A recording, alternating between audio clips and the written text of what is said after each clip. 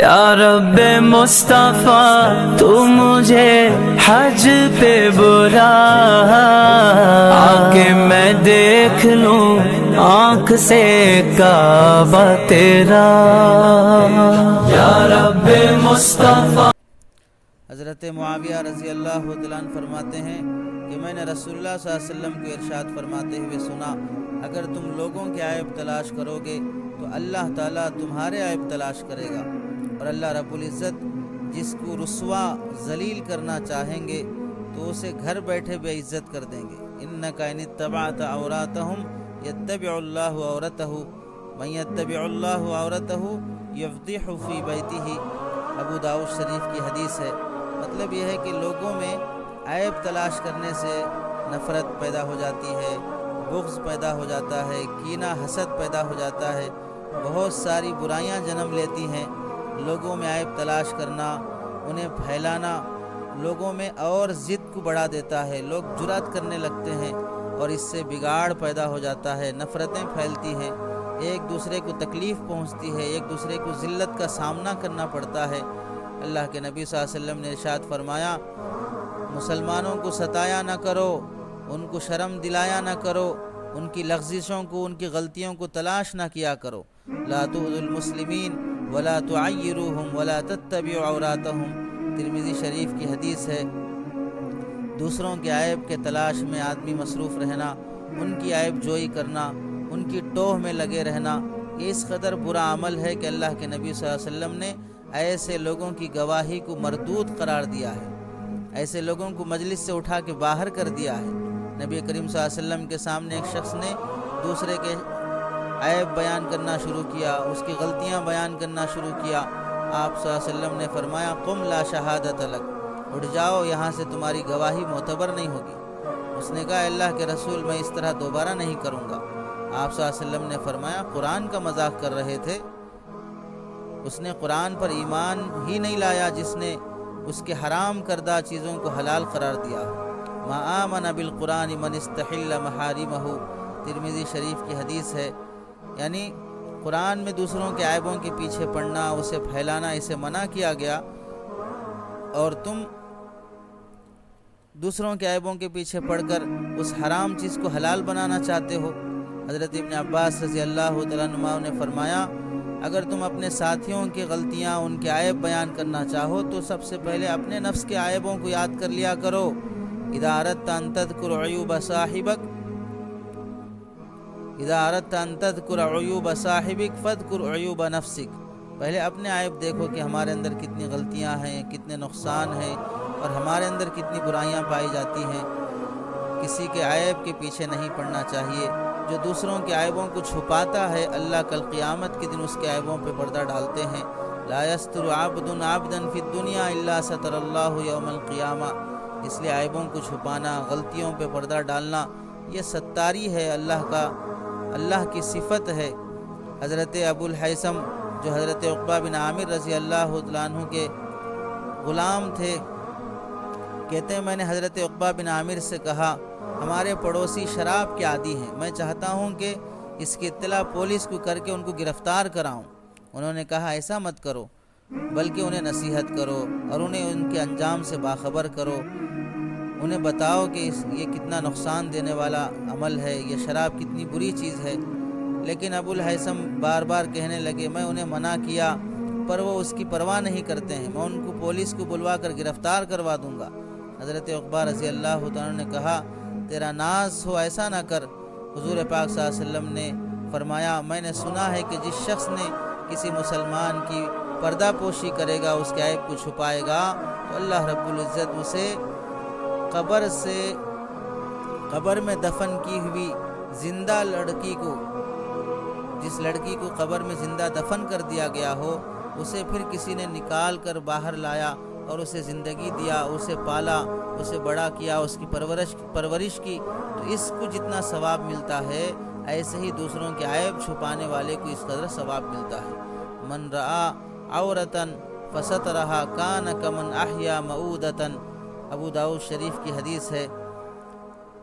حضرت معاویہ رضی اللہ تعالیٰ عنہ نے ایک مرتبہ حضرت ابو الدرداء رضی اللہ تعالیٰ عنہ کو یہ لکھ بھیجا کہ مجھے دمشق کے تمام گنہگاروں، فاسقوں، فاجروں، نافرمانوں، بدکاروں، عیاشوں کی فہرست تیار کر کے دو، میں انہیں سزا دینا چاہتا ہوں۔ تو انہوں نے کہا کہ مجھے دمشق کے فساق، فاجر، بدماش لوگوں سے کیا واسطہ، مجھے کیا معلوم کون بدماش ہے کون کیا ہے، مجھے ان کی جانکاری کی کیوں فرصت ملی ہے۔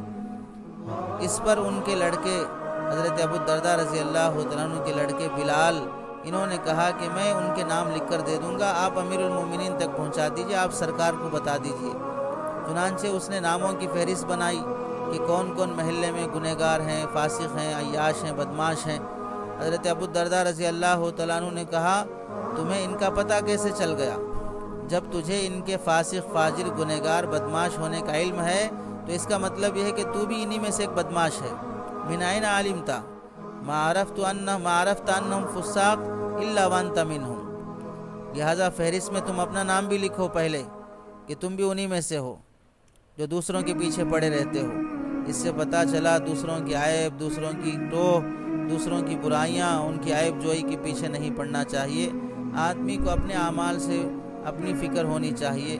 ہاں، معاشرے میں کوئی ایسا گناہ، ایسا جرم ہوتا ہو جس کی واقعتاً اصلاح ہے، ورنہ معاشرہ اور ملت اسلامیہ بدنام ہو سکتی ہو، بعد میں کچھ لینے کے دینے پڑ جاتے ہوں، ایسے موقع پر بار بار نصیحت کرنی چاہیے، اپنے سے نصیحت، دوسروں کے ذریعے سے نصیحت۔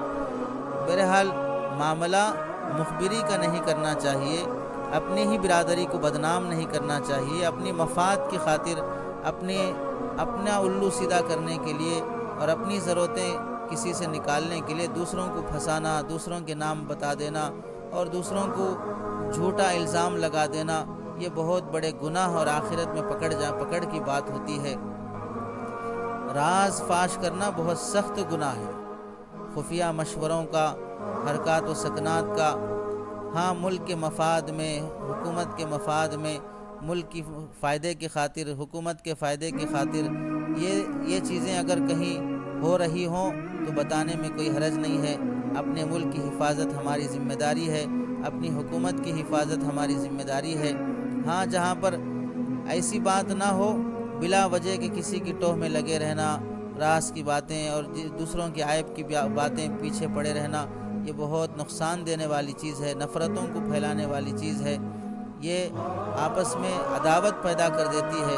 تمام مسلمانوں میں دیکھیں، بعض ایسے بھی پائے جاتے ہیں جن کا پیشہ ہی یہی ہے، جن کی زندگی بھر صبح سے شام تک کا کام ہی یہی ہے کہ دوسروں کی ٹوہ میں لگے رہتے ہیں، مخبری میں لگے رہتے ہیں اور ان کے عیبوں کے پیچھے پڑے رہتے ہیں۔ جہاں بڑے بڑے گناہ موجود ہیں اس معاشرے میں، وہاں پر اپنی قوم سے غداری کا بدترین گناہ بھی اس ملت میں پایا جاتا ہے۔ بڑی بڑی تحریکیں، ہمالیائی انقلابات، انتہائی وزنی شخصیتیں ایسے ہی غلیظ قسم کے غدار مخبروں کی وجہ سے دفن ہو گئی ہیں، قتل و قید کا شکار ہو گئی ہیں۔ سراج الدولہ کو انجام تک پہنچانے والا میر جعفر یہ مسلمان غدار ہی تھا۔ انگریزوں کو زبردستی گولیوں کے درمیان، انگریزوں کی برستی گولیوں کے درمیان ٹیپو سلطان کو نشانہ بنانے والا اپنے ہی لوگوں میں سے تھا۔ علماء صادق پور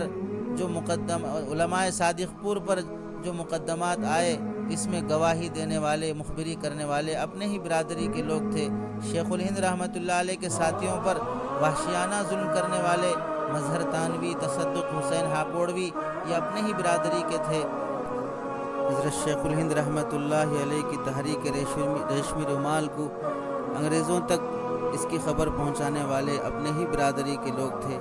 الغرض تاریخ کی ایک لمبی داستان ہے جس میں مسلمان مخبری میں پچھلے زمانے میں بھی کیے ہیں، اس زمانے میں بھی لوگ پیچھے دوسروں کی ٹوہ میں لگے ہوئے ہیں۔